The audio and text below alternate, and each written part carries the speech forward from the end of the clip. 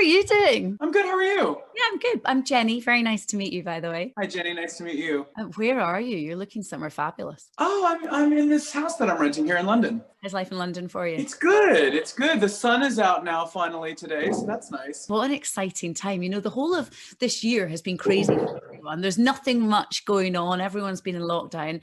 And then basically Queen go and release this incredible album and it does Yeah. very, very well. How exciting. Congratulations. Thank you. Thank you. I'm thrilled. I think we had audio and visual that we've been recording almost every show for the past 7 years, and we've never found a spot for it.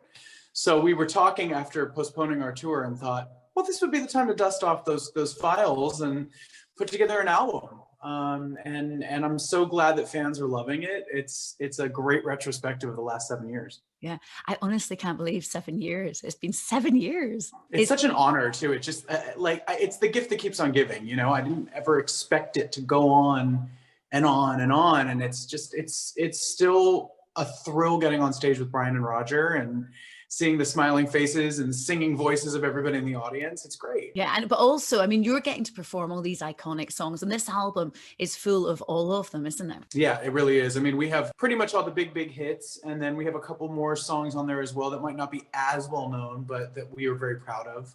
Songs that were released actually under Freddie's solo catalog. So that's I Was Born to Love You and Love Kills, which we've sort of adapted from the original sort of electronic arrangements that he had to more of the arena rock sound that the rest of the songs live in. Oh no, it's so exciting and I love it because also, everyone was looking forward to the tour this year. I spoke to Brian this way at the start of lockdown actually. Mm-hmm. And he was currently he was finding it hard during lockdown when I spoke to him. And it was also really disappointing that the tour had to be put back. But you are at the moment, it is going ahead next year, isn't it? As long as everything gets back to normal with the large gatherings, the plan is, to just have everything sort of stay as it was supposed to be this last summer for next summer. Yeah. And how is Brian doing? Because when I spoke to him, he was just saying he was finding it hard during lockdown. And then, of course, we heard very sadly about him having a heart attack. Is he good? Is he fine? Is he mended? Yeah, luckily I saw him last week, which was great after, taking a test and staying isolated for a minute. And him and Roger and I got together to sort of kick off this promotion for this album. And it was really nice to see them both. And Brian is doing a lot better, which is great. He's just had to be on some certain medications and sort of on a recovery program, but he seems like he's nearly back to his fighting form. And how has lockdown been for you as well? Well, it's been, it's strange, like for anybody. I consider myself very fortunate that, I'm able to keep things together. And, I'm not in the situation that some people are in where they've lost their jobs. So my heart goes out to anybody out there that's really struggling. I know it's a lot of people that have been hit really hard by this thing. As far as my day-to-day life goes, the first couple of weeks were weird and I was sort of in shock. I had put out a solo album of mine at the beginning of March called Velvet. And, a week or two later, everything was canceled. So I had to sort of mourn the loss of that project.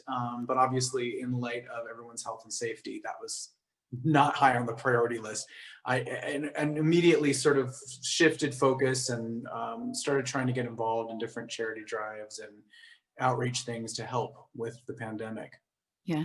Do you find that you end up, as a musician, you end up doing loads of different things online, doing like Zooms performances and whatnot? Is that what happens as a musician? Yeah. It's been really interesting. I think we're kind of all seeing how technology can really help us. It's an amazing tool. There's a lot of things that we've all been doing, via technology that we didn't really think about doing this way before. So, it's you can't compare it to the real thing. The real, a real live performance is always going to be more exciting and more connected than something over a phone screen. But you know what? I think people need support right now. They need entertainment. They need escape. They need distraction. And they need some empathy, and I think the arts can do all of that for everybody. And so, I think that the creative communities have been hit really hard because a lot of us can't do, what we usually do, but we just keep trying to give what we can give. Yeah. So was this album, was it a kind of knee-jerk reaction to lockdown, or was it always going to happen? No, this was a plan that was hatched after we postponed the tour, as sort of a way to say thank you to all the fans for all your support, and a way to hold everybody over who had tickets, who still have tickets. And yeah, and it's also this great kind of retrospective of the last 7 years, which we hadn't really put together. This is the first time we've put together anything on record together as a duo. So it's very exciting. I mean, there are so many iconic performances that you've done as well. Is there, and I know you must get asked this all the time, but I need to ask as well, is there one track on that album that for you stands out, even from the performance or from the song itself? I think the Who Wants to Live Forever is a really special moment. Then it was filmed at the Isle of Wight Festival, and the night before that was the tragic Pulse nightclub shooting, which it was just terrible. And I woke up that morning to the news and just feeling really awful about it, and knowing that could have been me or any one of my friends. So I it's sort of in the spur of the moment when we got to that song, I dedicated the meaning of the song to those people that lost their lives. So it took on this very poignant sort of energy in that moment, and it was one of those nights where the song just sort of captured that feeling.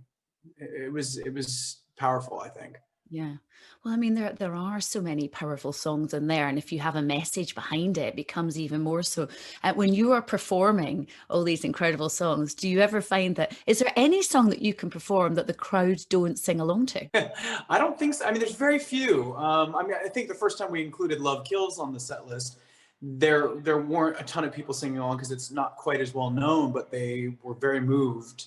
That's another song that has sort of a kind of weight to it when you really dig into it. I think there's a handful of songs that I think about Freddie during. Freddie's such a irreplaceable figure, and so we celebrate him every night on stage. We acknowledge that. We know, especially me, to the audience, like there's no way I can compare to this rock god. So I think with Love Kills in particular, that was a song that the lyric is interesting. It has, a meaning. Freddie lost his life because of the AIDS virus. And, there's a song like The Show Must Go On as well as a song that sort of captures that feeling of, life may hand you some curveballs and you might be suffering. You might be sort of ready to pass on to the next world, but you got to keep your chin up and push through. Can I ask you now? I've got to ask, because there's always been talk about new original material for Queen. Is this something that's going to happen? There's only talk about that from journalists, it seems. No, but whenever you end up speaking to someone, you're like, okay, let's do some research. And then everything I read, you're probably right, is journalists going on about it. Yeah, that's like the favorite because everyone question. Wants it. Yeah. People want it. I think it's one of those things where, it's a never say never type thing, but it hasn't really come up in actuality with us. But who knows? We'll see. Okay, so next year we've got the tour. That's exciting. The album, which is doing phenomenally well, is out now. Thank you. And what are your plans? I mean, are you going to be doing more solo stuff as well? I hope to, yeah. I've been doing a little songwriting. I started a few months back from my house via Zoom. Zoom songwriting is not quite the same as the real thing, but you can get some great ideas down. I taught myself how to use a bunch of new technology in order to do it and be able to record my voice at home, which is really exciting. And I'm actually here in London. I'm working on a musical. Oh, wow. I'm writing it with some other writers who have some great success, and it's still early days, so it's too early to kind of give too much away about it, but a lot of the themes in it are themes that are really near and dear to my heart, and I think people are gonna feel it. I hope so. Yeah, I hope that to be able to do that. Yeah. It's nice to be able to take the time to be creative right now. Obviously I can't get out there on stage, but I can, come up with some new ideas. Yeah. And that's the thing. I think now everyone's thinking outside the box and doing something a little bit different and unique. Yeah. And it's important to do that as well right now. I think, for anybody that's, maybe not able to go out every day to work, their usual routine, I think that one of the best things to sort of try to stay positive is find a project, even if it's just something small around the house or try something artistic or whatever. Doing something that keeps your mind busy, that gives you a sense of accomplishment, I think is really important. Yeah. If we were to look back at 2020, because it's a year that everyone will remember, but not necessarily for the right reasons. If you were to draw positives out of this year, Adam, what would you remember? Obviously, I think the negatives are probably going to be the thing that sticks the most. But if I'm going to pull positives out of it, I think that it's created certain challenges that we've sort of overcome. Certain challenges, there's still going to be issues, but we're all problem solvers. I think people have to live and to try to make the most out of things. And I can see people doing that. Life goes on, and I think this is definitely a struggle, but I think that we may come out of it stronger. Yeah. Absolutely. Oh, look, it's been so lovely to chat to you today. Thank you so much. Huge congratulations on the album. It's #1 in iTunes chart already, and it's Thank you. going to do so well. I mean, I'm desperate to listen to it as well, so I'm going to be doing it.